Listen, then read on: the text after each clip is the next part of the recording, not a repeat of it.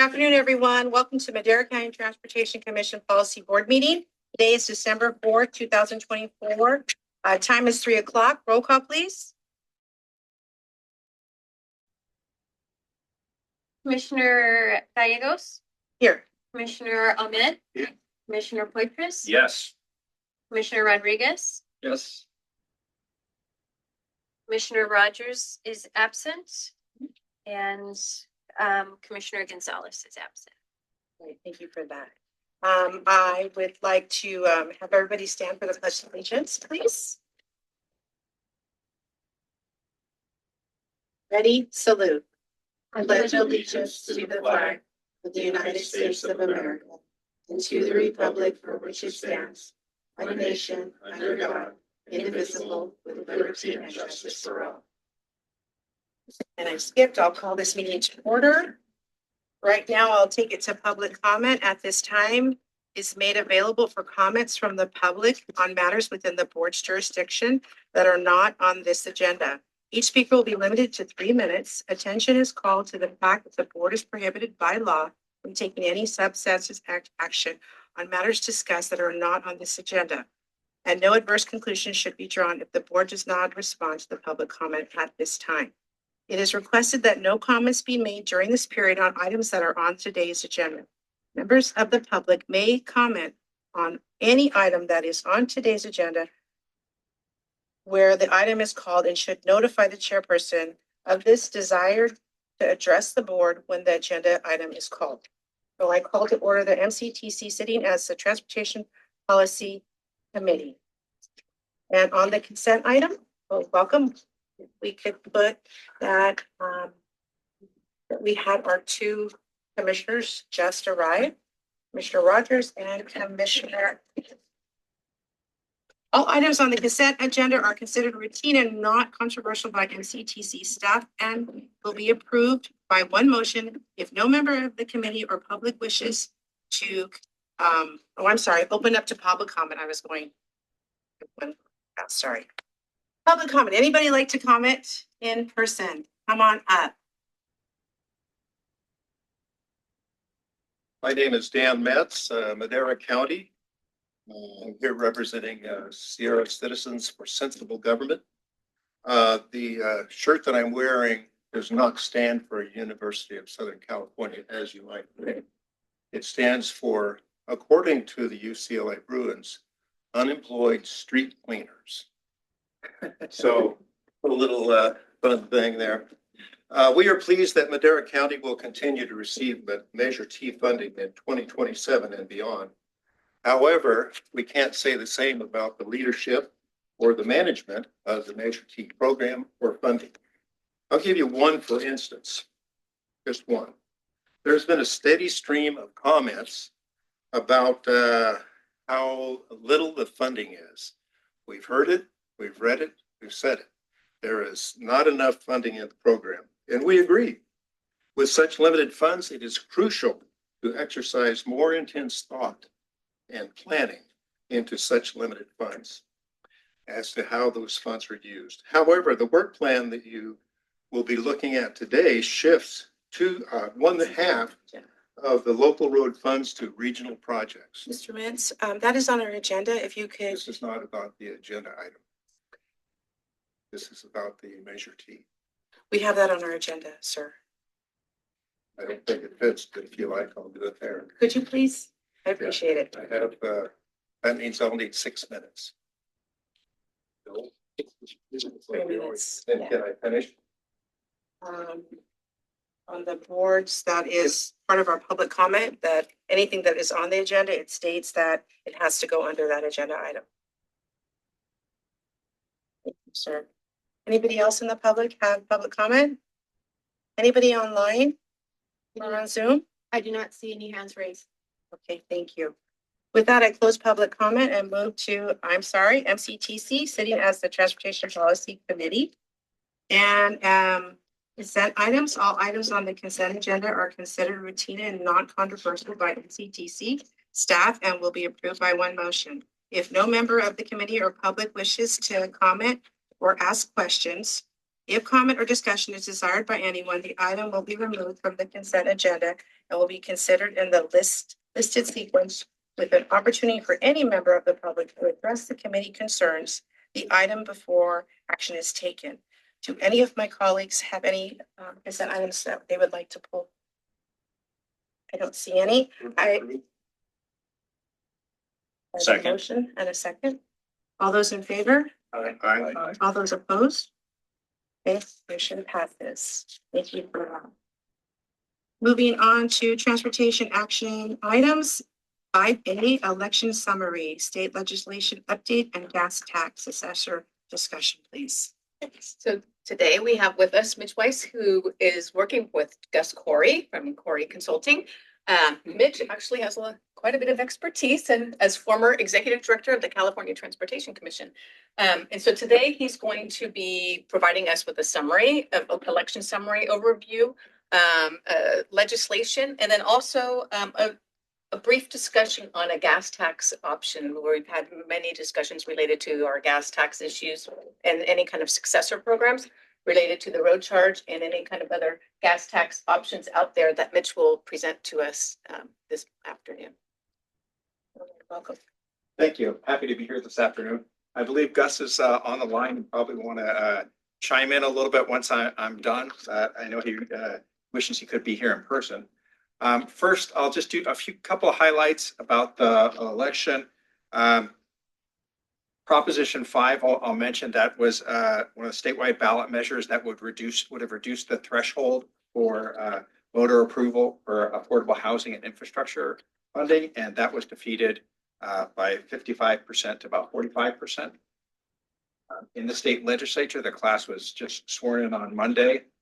The Democrats still maintain super majorities in both houses. The regular sessions will convene on January 6th, and the governor's budget will be out on January 10th. On the federal level, Congressional District 13, I checked this morning, and Adam Gray is up by 190 votes, but there are more than 190 votes still to be counted. So not many more than that. We're still waiting to see on that. Yeah, that's pretty close. And then I guess I want to focus on the gas tax assessor options. Do I have a clicker to roll? Just a moment. Well, we could just go to the next slide while we do that. Sorry, Okay, no problem. trying to get there. Oh, well, first I'll just talk a little bit about the gas tax because it's all in your handout and in the agenda packet. The first slide is a breakdown of all the taxes that are on fuels, and the main one we're really talking about today is the state gas tax, which is 59.6 cents per gallon. Oh, wow, I get all the power. Okay, great. So it's 59.6 cents. It's adjusted annually. It was increased with SB1 in 2017, but before then, it was back in 94 that it was the voters increased it. Took effect in 95. There's a federal gas tax, and there are local sales taxes on it. And so the reason we're concerned about it, and I think really it's the second bullet there. Cars are becoming more fuel efficient. And so we're looking at a tax that we all use to maintain our roads and to build our infrastructure. But as cars become more fuel efficient, we get less revenue per vehicle, and that means it goes down. And that happens at a time when costs are going up a lot. And we all know costs go up all the time, anyways. But at this period of time, it's been pretty aggressive. I think we saw a lot of feeling about that in the election. Another issue is it's regressive. People who have lower incomes pay a greater percentage of their income for the gas tax. It's impacted by telework, people not driving to work, and with the state mandate on zero emission vehicle sales by 2035. We're only going to see our revenues continue to erode. And so this is important to every county. It decreases money for local streets and roads that go to every city and county. It's going to decrease funding for the State Highway Operation Protection Program, which Caltrans uses for maintenance of the state highway. It reduces funding for the State Transportation Improvement Program, which goes out to every county to fund their priorities. So it's a significant impact and something that we need to address. And the longer we wait to address it, the more problematic it's going to be. One of the solutions that's being discussed, it's called a VMT charge, vehicle miles traveled in some place. Other places it's called a road usage charge. But this is the idea of charging people directly based on how many miles they drive. When the gas tax was first created in the nearly a century ago, cars got about 18 miles to the gallon. The Model T got 18 miles to the gallon. And for many years, that didn't change. But now as cars get more efficient, it's not a user fee. So if I'm driving a Tesla, I'm only paying an annual $120-odd fee. Whereas if I'm still getting, my minivan still gets 18 miles a gallon, I haven't improved our Model T, I'm paying significantly more. And road user charge would really charge us based on how much we like to use it. But there are concerns. One is, how do you get that data? So it could be easy to do. Just plug a little thing into your car. Although the state would have to implement a system to now collect something on a presumably monthly basis from 20, 30 million vehicles. So while it may technologically not that hard to implement, politically it's going to be quite challenging. We all carry something in our pockets that probably has multiple apps that tell us, that know where to go. I can't forget, I have all trails not telling me where I am when I use it, and it still tells me when I'm going to a trail, even if I'm in a car. And so we all recognize that we're in a world where that occurs, but the reality of implementing something where the state does it, it's a little bit different. We all perceive that we're getting value from this, whether I'm agreeing to it and Google telling me where I'm going, or I'm agreeing to it and All Trails telling me where to go hike, whatever the app is, or Yelp telling me where the restaurants. I feel like I'm giving them this information and they're giving me a service. And unfortunately, we live in a world where people don't feel like they're getting a service when they pay a gas tax. And so I think it's a tough sell politically. And so one of the things that we're looked at is what would this actually mean for people? And so we took a cut at trying to figure out what it would mean for people in various counties and how much it would be with some kind of mileage-based tax versus a gas tax. And there are a lot of assumptions that go into this. The bottom line is most people are going to end up paying a little more. And that ends up being really on an individual level, not so much where you live, on how much you drive, as what is your vehicle. So if I'm driving a Prius and getting 60 or 50 miles to the gallon, then I'm going to pay more under a road charge. And if I'm driving my 2017 Dodge Grand Caravan, I'm going to pay less. That's how it's intended to work. But that's the reality is some people in certain areas are going to end up paying more. And our look at it seems like most people in San Joaquin Valley are going to end up paying more.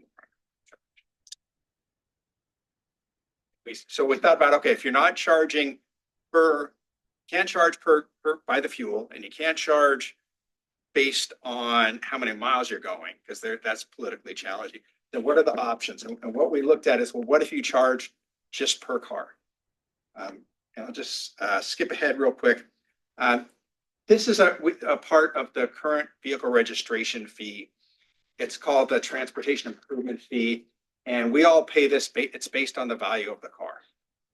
And so we just took a look at this and said, well, if we needed to replace the gas tax revenue with this, and look at how much the gas tax revenue, you multiply all those by about 3 and 3 point something, and you end up with the revenue to replace the gas tax. And so what a system like this would mean is that if you have a car that's worth less, you pay less. So if, my old minivan, that's probably in that second tier, I'd pay less. And if I was driving a brand new Tesla, I'm probably in that top tier, I'm paying more. Those are not carved into stone, right? Like somebody just came up with those. I don't know that there were any policy reasons why it cuts off at 5,000 or 25,000. You could do more, but I think we think there are a lot of advantages to doing something like that. First of all, this is a tax that's already in existing law. It would be increasing it to get rid of the gas tax. And it would be something that can be implemented much quicker than a system to somehow track how far everybody's driving a car. It is more progressive because if you assume that people who have lower incomes have lower value cars, then people who can afford to pay less are paying less. But it's also customizable. But you could say anybody who has a car worth more than 250,000 is going to pay a ton of that money every year. You can figure out how you want to do it, spread the savings around. It doesn't have the same privacy concerns of reporting how many miles you drove in some way. People actually pay less over time because their cars depreciate. And we think that when you look at a per vehicle basis, 75% about would pay less based on what we're currently doing in the gas tax. So we think there are a lot of advantages to a solution like this. And so, that's kind of what we think is the answer to this. But we feel like regardless of what the answer is, it's a question and a problem that we have to solve. So I threw a lot of information at you. Happy to answer any questions. Thank you so much for See that. if my boss wants to add anything. Maybe I should have said that first. Mr. Corey. That's okay. Good afternoon, Chair and Commissioners. So Gus Corey here. Yeah, no, thanks for the presentation, Mitch. I think why don't we take questions and then maybe I can add a little bit more context to the method of our madness of how we kind of put our numbers together. And then, want to show some deference for Supervisor Poitras, who spent more than a decade on the Road User Task Force as well, to provide some context. Thank you for that. Any commissioners have any comments or questions?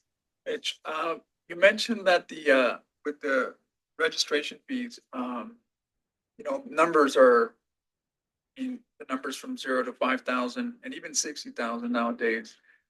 That seems a little off, only because the newer car today, I don't think you're paying for anything less than $30,000.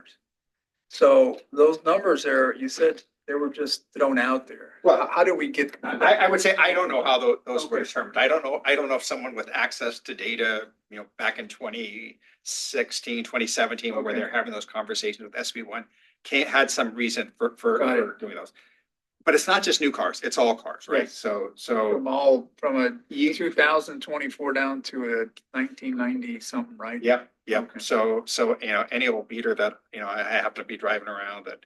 I'm sure that if my kid's old Buick, this was a consideration, there would be some effort to try to update some of those numbers, or would that be the numbers that they would use? Well, I think that's a discussion that the legislature needs to have. If somebody asked me, I would suggest, we should be looking at that. I don't know if they're the right cutoffs, why those cutoffs, but at some level, it becomes just math. Yeah. DMV has data. They're not going to share it in a lot of detail with us, but you customize it however you want it. As you said, you could figure out where the average new car is. If that's coming in, it's probably the 35 to 59. Yeah. And make less of an impact there if you wanted to, and make more of an impact above or below.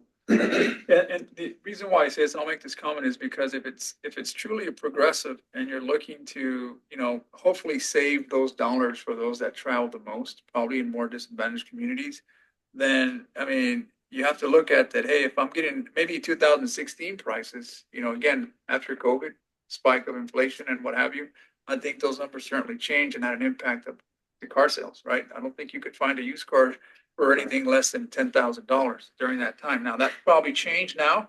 But granted, we talk about this with progressive ideas, and I think, that would be in consideration, at least. Yeah, no, and I think that's a really good point. So what are people coming in at? What are the cars worth now? But then also, what is the impact to somebody? If you bought your car, pre-COVID and you paid 2,000, you're probably in that bottom tier now. And do we want to keep a lower tier for people who are really having to hold on to those $5,000 cars or $4,000 cars? It's a policy decision and there's going to have to be a big discussion in the legislature about that. Okay, Thank you. Mr. Curry, you had a comment? Yeah, thank you, Chair. So just to, this is a really important issue that's being brought up. And so I think just to have perspective, so in 2017, when the VRF was enacted, you had about 87% of all vehicles that were within the bottom two tiers, so less than 25,000. That number is down now to about 77.4, as you see right before you here. So there is a turnover. The fee's also higher because it's pegged for inflation. So when SB1 was passed, the 0 to 4,999, that was a $25 fee. It's now 32. The folks within the next tier, that used to be a $50 fee, and then it was 100. But I think what Mitch was probably getting at is the imposition of the fee, and you could argue maybe even the tier, it was maybe more art than science. It's just what DMV went with. But these are the most recent registration figures that we have. And then because of privacy issues, as Mitch mentioned, the DMV is not going to share with us the total amount of vehicles, say, registered in the city of Chowchilla or city of Madera, but they do have published a report that tells us about the amount of autos, trucks, and motorcycles that are registered in the county. So, we've got 3,900 motorcycles in the county. And so maybe some of those make up, and if you look statewide at that number, maybe that's the 5,000 and less. I'm not 100% sure, but we really tried just to use the best published data available to source it. And, if the legislature agrees with the premise that this is a good way to move, we do feel that they're going to massage it however they sort of deem fit to elicit the outcome that they prefer.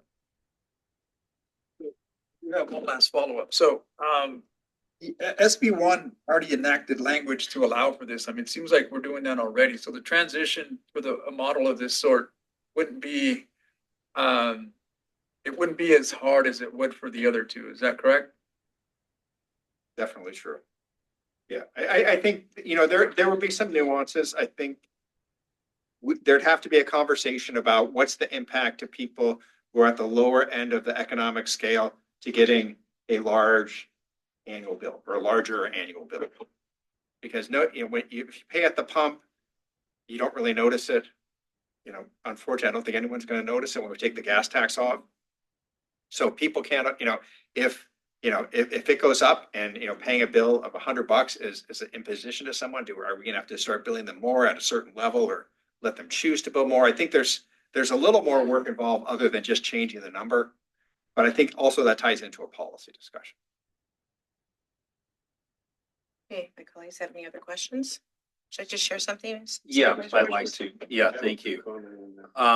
It's in regards to this whole issue, Gus talked earlier about the fact that I've served on this committee for 10.5 years. And that's a problem in itself, that it's already been 10.5 years and nothing has occurred. It's gone through. Now it's in its second administration. In a couple of years, we're going to have a third administration. And it just shows, number one, regardless of the method, our administration is really not interested in moving things forward. And neither is our legislature, because it's a heavy lift. I mean, who wants to go out there and say, hey, everybody, we're going to change the way that we charge for roads and so forth. And, they're going to hang you an effigy. Or maybe not in effigy, but it's another way. But it's So it is something that we need to keep on regardless of the method. And what I really like about the approach that Gus and his team are taking is that they are lifting it and exposing it and taking it beyond the committee level and showing everybody what's going on here. It's something in all the conferences we've gone to. It's a big topic. Everybody talks about it, and it's something we have to do something about. Nobody's done anything about it. So, the fact that we're surfacing it and putting it out in everybody's face and taking it to the legislative level, so they have to deal with it, say yay, nay, or whatever, it's going to force a decision. So I really like this approach in terms of, moving the ball down the field. Thank you for that comment. Yeah, I just want to Commissioner make a Rogers. comment on VMT, and that is that it has really two fatal flaws to me. One is the trust factor of government, and then the second would be the huge bureaucracy required to monitor that. It's just going to build government more and more and more, and it's kind of self-defeating, in my opinion, because the cost to implement it would be just so astronomical to build up the scale of what you need to implement that you're just defeating the whole purpose. You're just growing something to monitor, and people aren't going to like it. I guarantee you they're not going to like it. And if anyone doesn't understand the politics of that, just go back to Gray Davis and why he wasn't in office for a full term. I mean, that's the history of that kind of thing. So it's something people really dislike. Well, I think you're totally right. A few people line up in line behind any sort of tax increase. So especially if you're in statewide office and have aspirations for something nationally, to be able to say, to be the one to say, people to point out, say, hey, you implemented something in California where they track you, it's going to be a tough sell. Well, I think there's another factor too here, and that is that that there's some real cloud around the money that's collected already and missing money, and there was talk of that a few years ago. I think it was Measure A money, that there was a lot of money missing, and until people see that the government is properly utilizing what it has instead of throwing it away. I mean, right now we owe the federal government $20 billion for ED, for employment development, because we're not handling that properly. And during COVID, it got stolen. A bunch of it got stolen, like $20 billion. I mean, it was crazy. But that's just a microcosm of what's going on, and people really want to see efficiency before they're going to want to change something and say, yeah, I'm willing to pay into that. You know what I'm saying? So I think that we've got to listen to that a little bit. That's happened nationally. I mean, that's what we're seeing in DC right now. So it's not exclusive to our situation, but it's the whole of America. Thank you for that comment. Mr. Curry, you brought up a PowerPoint for us to take a look at. Yes, thank you, Chair. So if you pay attention, I just want people to have maybe some additional context into kind of how we arrived at some of our figures, right, with the best data that's available. And so the first two columns, these are based on figures that are readily available by CalSTA and Caltrans. So they go out there and they actually measure the amount of vehicle miles traveled in every jurisdiction. So every city, what happens on county roads, and even the state highway system. And I'm not sure if they go next level to disaggregate, because I'm sure that this $1.2 billion, 1.2 billion figure pertaining to VMT, that can't be VMT just generated by Madeirans. That's people going up and down to 99. But unless they disaggregate that figure, it's kind of hard to really figure out an estimate of what people would pay. But we basically took that on an annual basis, and then we divide it by the driving age population, again, because DMV is not going to share with us how many people in Chowchilla, how many people in the city of Madera are actually going to drive. So we just took the driving age population, knowing full well this is very conservative, that not all 14,000 people over the age of 18 in Madera or sorry, in Chowchilla are going to be driving. But you kind of have a sense here where if you piece it together, so this is VMT generated on local streets and roads, on the county roads, and then the state highway system. And that's how we kind of came up with the range of figures. We added that to what you currently pay with the vehicle registration fee pursuant to Senate Bill 1. And then we measured that against just the average. And of course, this figure here, it's everyone's driving habits differs, everyone's fuel economy differs, but on average, based on fuel consumption and the amount of drivers, that are out there, it's about a $300 savings, if you will, to kind of get away from the gas tax. And so people would pay more, but you would expect this number, all these three numbers to go up. And that's because, again, there's going to be less of a denominator here. Not everybody within these jurisdictions is going to be driving, but the county number is different because we're not factoring in the VMT generated within the two cities in the county. So I just thought that was important context, for you to kind of see, because I think as Supervisor Porthras said, we get in too much of a theoretical conversation and we want to make it practical for you, because with all due respect to labor, other coalitions, our constituents are going to come to you to kind of ask you, how does this work? And so we want you to have the best information possible so that you can help navigate if and when the legislature decides to take action on this topic.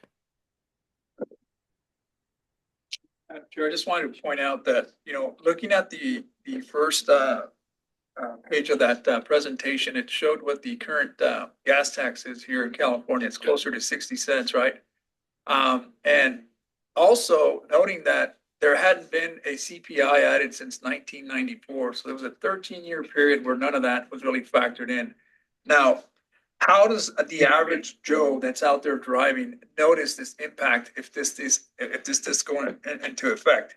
Now, 60 cents, I mean, shoot, you see the price of gas going up and down. So for some people, they may not see an impact in the reduction of the gas, but yet their increase in the registration fees may go up.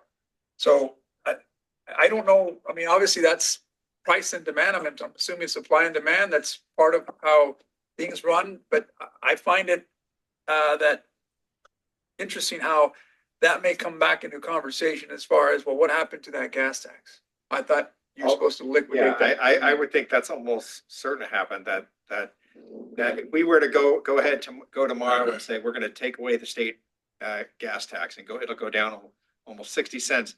You're not going to see the price of gas going down 60 cents. First of all, you'll be told that the gas that they're selling you today is the gas that they bought with with the idea, because it's not actually paid at the pump. It's paid before the pump. So they're going to tell you they've already paid it, so you need to pay it. And then it's just inelastic. And you guys know that anywhere you drive. I mean, that it's not just competition. They don't see every gas station as competition. It's what side of the road are you on? Where are you? So you can be somewhere and it's 4 something a gallon, and somewhere else and it's 5 something a gallon. But I mean, to Supervisor Porteous' point, I mean, 10 years, nothing's been done. So I think this is a good start, and I appreciate the fact that we have we're advocating for this, and we're hoping that it moves sooner than later, and it's not 10 years before Supervisor Porteous makes another comment. So Yeah. Is that all, Commissioner? that's all I have. Thank you. At this time, I open up for public comment. Anybody in the audience? Online? Don't see any online. Thank you. I close public comment. This is informational only and discussion. Thank you both for your presentation. Moving on to 5B, authorization to apply for 2025-26 Sustainable Transportation Planning Competitive Grant Funding. This item?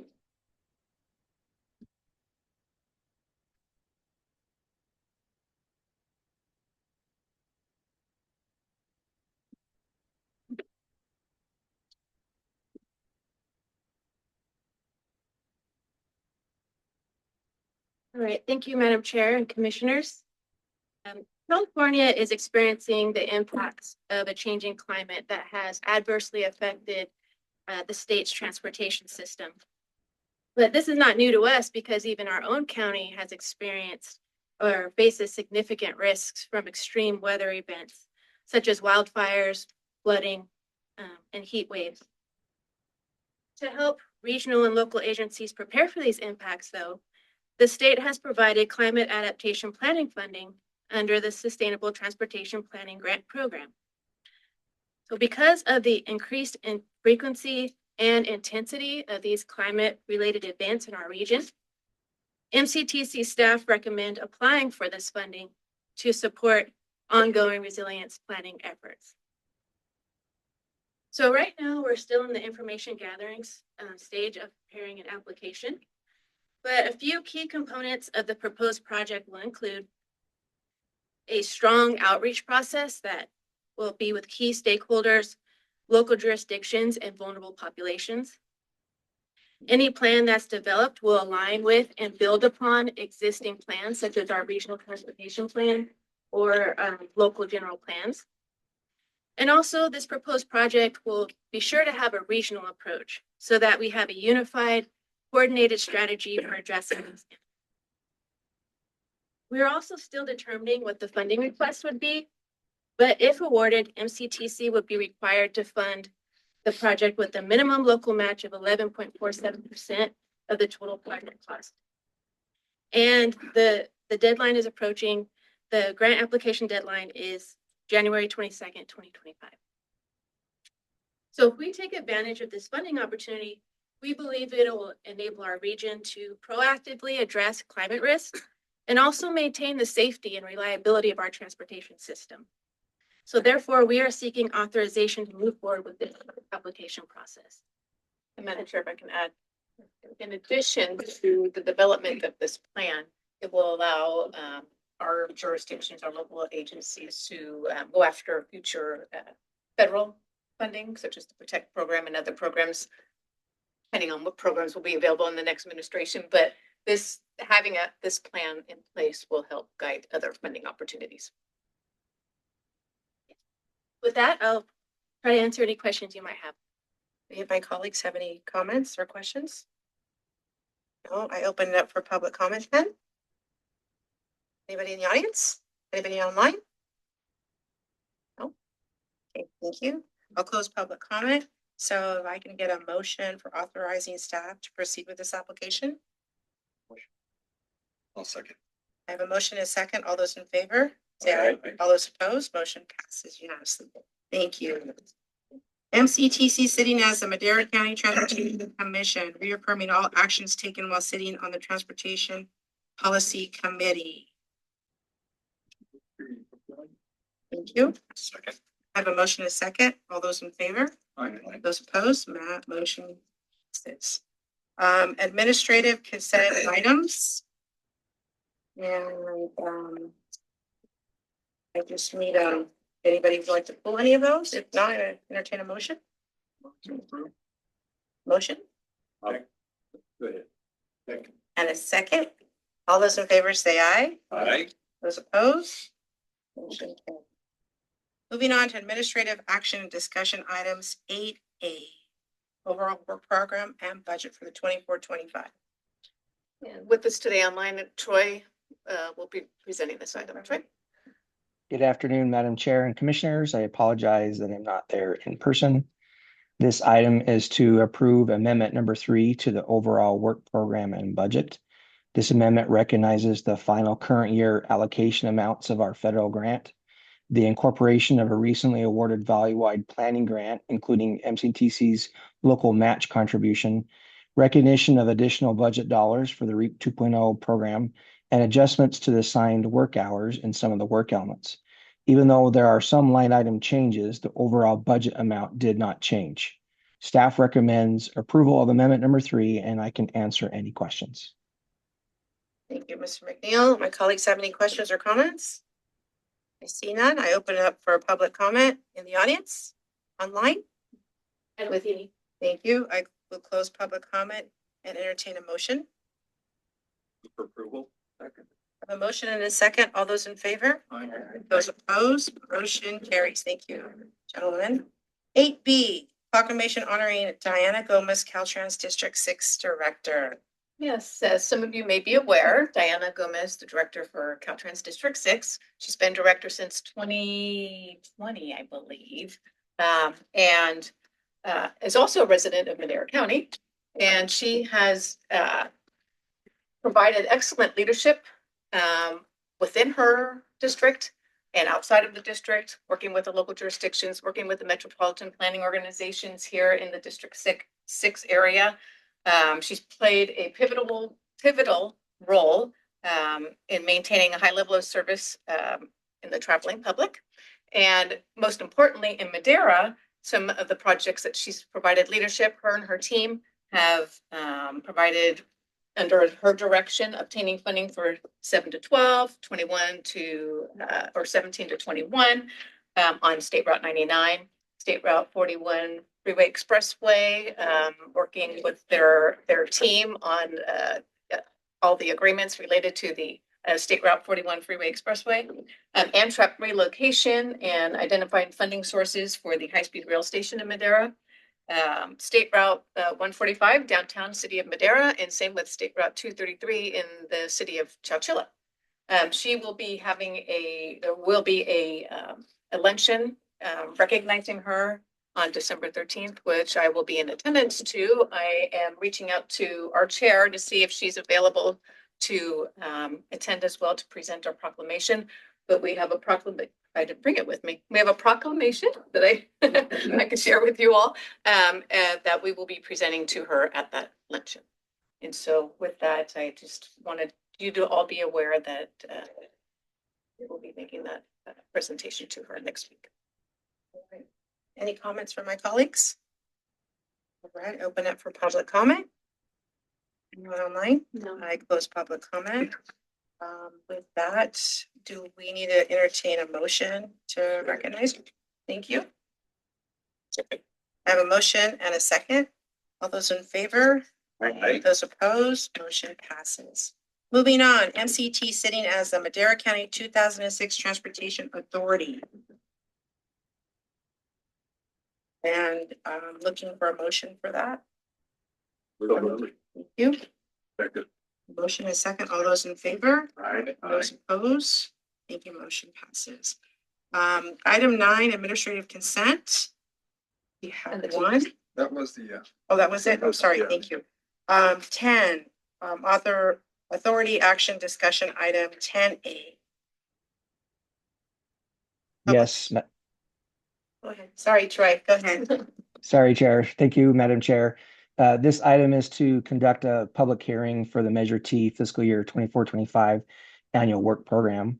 A public notice was published inviting public comment on this item. Per authority policy, the annual work program is prepared annually and serves as the annual funding authority for the Measure T program. The draft annual work program was available for circulation at the June meeting, and then each jurisdiction's annual expenditure plan was presented for public comment at the respective board council meetings. No disbursements have been made yet this fiscal year. The annual work program recognizes funds available for projects according to the Measure T investment plan and outlines each local jurisdiction's annual expenditure plan concerning the available funds. The annual work program also contains the annual expenditure plan for the regional program. As a quick review, as authorized and directed in the investment plan and ordinance, MCTA administers the regional program, which includes the Regional Streets and Highways Program allocation and the impounded flexible program allocation. The annual work program document also includes additional information about the Measure T program that may be helpful. Staff has not directly received any comments, but did receive one written comment late afternoon yesterday that was forwarded from the board. Staff have not had the opportunity to thoroughly review the comment, but as with all the documents that are prepared, staff will incorporate comments as appropriate. Unless there are any questions, staff requests the chair to now open the public hearing. After conducting the public hearing, staff recommend approval of the annual work program, as well as the approval to release and disperse any interest earned through June 30th, 2024. Thank you. At this time, I open it up the public hearing. Do we have any comments?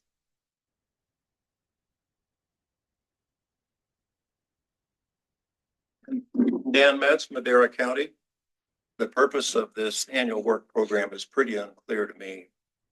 If it is to establish a budget, it is more than 6 months late, given that budgeting is generally a planning tool with future forecasts. If it's communications tool, it is simply unclear. Here's an example of the confusion. The appendix contains 6 sketches for 6 projects, 5 of which were operationally completed several years ago. And only one of those is future. Prospective projects should be shown, not historical. Although historical efforts, records are helpful, again, the purpose is unclear. The administration and planning budget for this year is almost 2.5 times the 1% allocated as specified in the 2006 investment plan, and that is unexplained. Overruns for salaries and benefits should be explained. The actual expenditures for last year overran the budget by almost 70%. No explanation is provided. This year's budget is almost 40% higher than last year. Such a large increase should be justified, even though it's within legal limits. Travel, conferences, and renewal costs are obscure. In last year's budget, they were shown separately. In the plan before you, the actuals for last year are lumped together.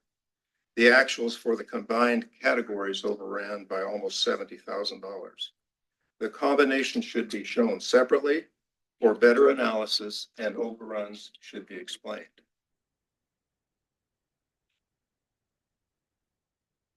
Related to that, renewal cost seems excessive, about $200,000 above the contract. After adjusting the typical conferences and travel, the 2-year total for renewal appears to be almost $600,000 compared to the $360,000 contract amount. That's my best estimate, and it's crude at best because I don't have the details. The amount should be scrubbed and overruns explained, even if simple, an explanation is warranted. There are a couple of other nits that I noticed. There are reserves, almost $2 million in reserves. Why are they placed in reserves and not used for local roads? Why not now? Another thing is MCTA tables reference phase 1 and phase 2. I don't know what those are. Do you? Do they mean something? What's the difference between phase 1 and phase 2?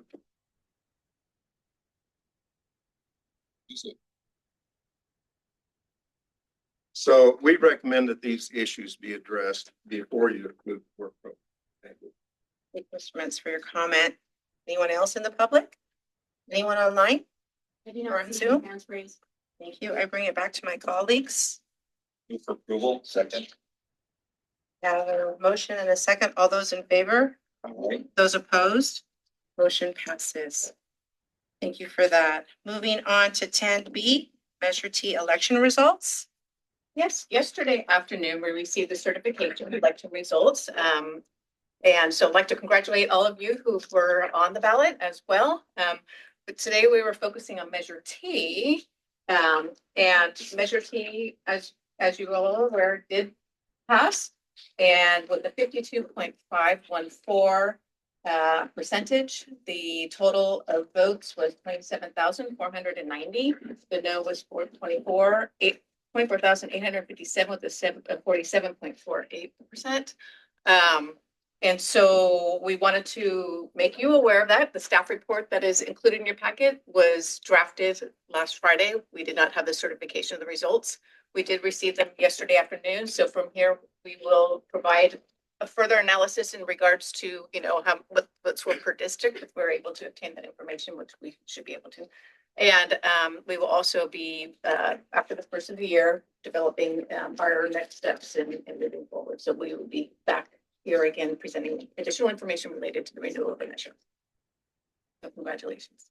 All right, thank you for that. I'll bring it back to my colleagues for comments. I just have a comment. I'd just like to thank staff for all their great work in terms of the education in the communities. I mean, there were so many community meetings, and the outreach was tremendous, and working with the disadvantaged groups and incorporating a lot of the suggestions into the program. And it was, anyway, really great work, great job, and thanks again. Thank you for your comment, Commissioner. Anyone else? Okay, with that, I open up to public comment. Anyone on Zoom or online? Okay, with that, I close public comment. That was informational. Moving on to 10C 2024 Focus on the Future Conference Recap. The Focus on the Future was held in early November. That seems like so long ago, like 3 weeks ago, I think, or so. I can't remember. Last month. Seems like forever ago. But it was a successful conference. It was held in Long Beach, and there were a lot of pertinent information that was available to those who attended. I think there was over 800 that attended. We had staff in attendance, also on panels. And Troy was on a panelist on a staff panel. I was on a panel with facilitating the CAOs. I was also on another panel related to public education for outreach for measures. And in our members that were in attendance, Supervisor Poitras and Councilmember Rodriguez were there as well. And so I usually like to open it up for any kind of additional comments that you might have related to the conference, or what items were of interest to you all. We all spread our love. We went to different panels, and and so we were all representative. We were well represented from Madera at this particular conference. So it's good. I just like to mention that, as usual, our executive director, failed to mention something, that she's the chair of self-help counties that put on this conference. So the fact that, not only does she chair this year, she's chair next year, and it really raises, the bar for Madera in recognizing. And I think that, she obtained that position because of her great leadership, with the different MPOs and with our self-help counties. And, she has that unique combination of never say die, and yet she's able to be nice about it. I've never figured out the nice part, how I'm able to, anyway, I need to learn that diplomacy part, but, anyway, so we're very, proud of her and the great job she did in moderating a panel and participating.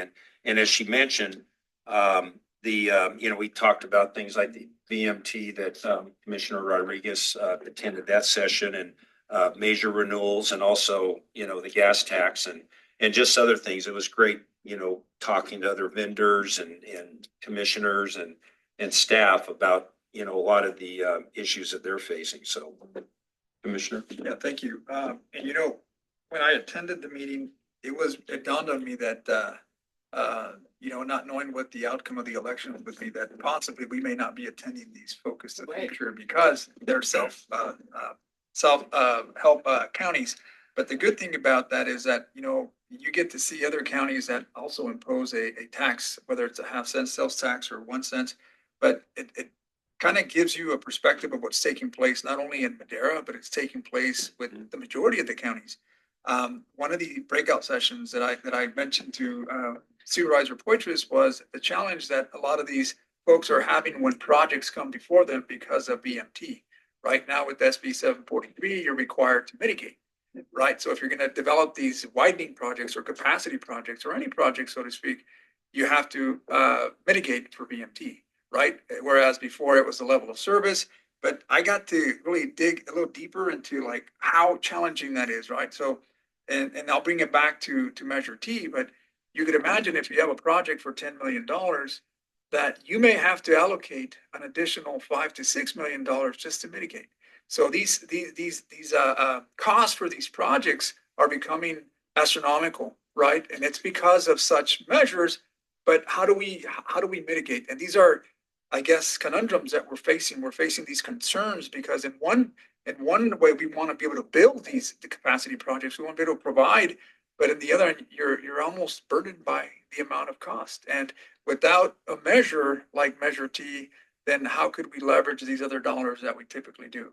So, I find these very informative. I think, Supervisor, and again, thank you for our director for making sure that we we took part in that and with all the other breakout sessions. And more importantly is knowing that we're not alone. We're not the only county that has a self-help tax or a self-imposed tax, but others are facing the same challenges as we do. And it's good to know that we can rely on each other and find out what are you doing out there that's working that we can do out here as well. So it's a collaboration amongst all these counties that come together, and I appreciate that. And congratulations on being the chair there as well. So that's all I have. Thank you, Madam Chair. Any other comments? I have one real fast.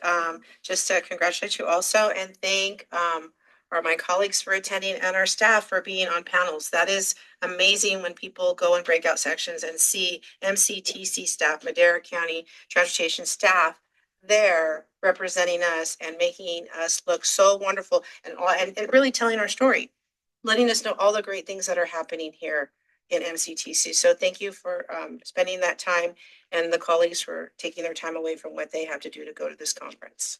And with that, I open up to public comment. Anyone online? See, none online. Thank you. I closed public comment. That was informational only. I'm moving on to 11A, staff. Anything from staff? Just wish you all happy holidays. We're already in the first week of December, so it's fastly approaching. So hope you all have a safe and happy holiday. Thank you. And moving on to 11B, Caltrans. Thank you, Madam Chair, members of the commission. Caleb Brock filling in for Michael today, so thank you for having me again. A couple of updates before we get into the projects. So first one is the Clean California, which is a project in the city of Chowchilla, the State Route 233 Enhancement Project. We'll be installing trees, landscaping, upgrading tree wells, improving crosswalks, bulb outs, median beautification, gateway, monument, and sidewalk upgrades, excuse me. The project is currently in construction and anticipated to be completed in early of 2025. The Christmas tree. The next one is the Sustainable Transportation Planning Grant Program. So the 25-26 grant guide and call for applications was published on October 24th. The District 6 held a hybrid workshop that was very well attended on November 7th. The application deadline is January 22nd, but if any of you are considering applications, please submit those to the district by December 31st, and that way we can do a thorough review and have a one-on-one meeting with you to help you with any upgrades or making your application better. We've been very successful in District 6 with the amount of grants and the amount of money we've been getting in this project, like competing with the Bay Area and LA. So, let us know if there's anything we can do to help you. And we've had City of Chowchilla, Madera, County, MCTC, you guys have all participated and been very successful. So hopefully you consider applying again this year. Lastly is the State Route 99 CMCP.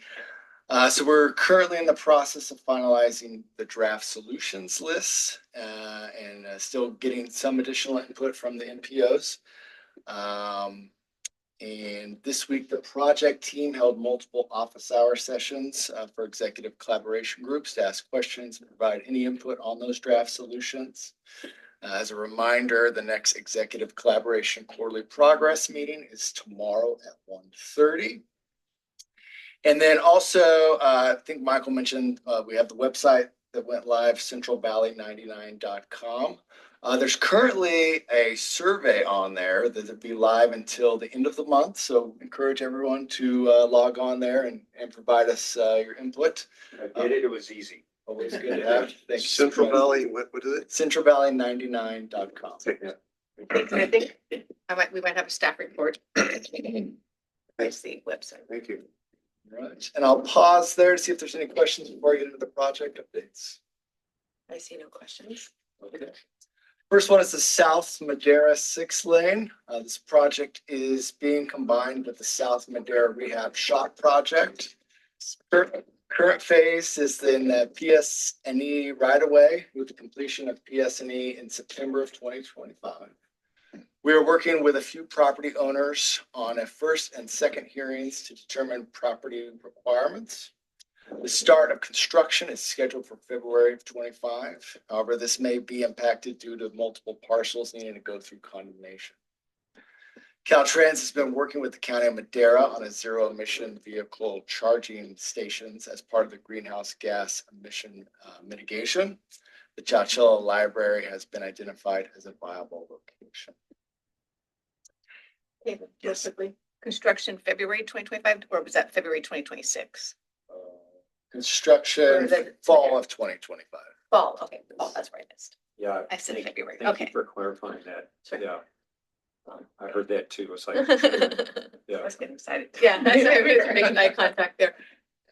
Yeah. All right, the next one is the North Madera 6-lane, Avenue 12 to 20, Avenue 17 to Avenue 22.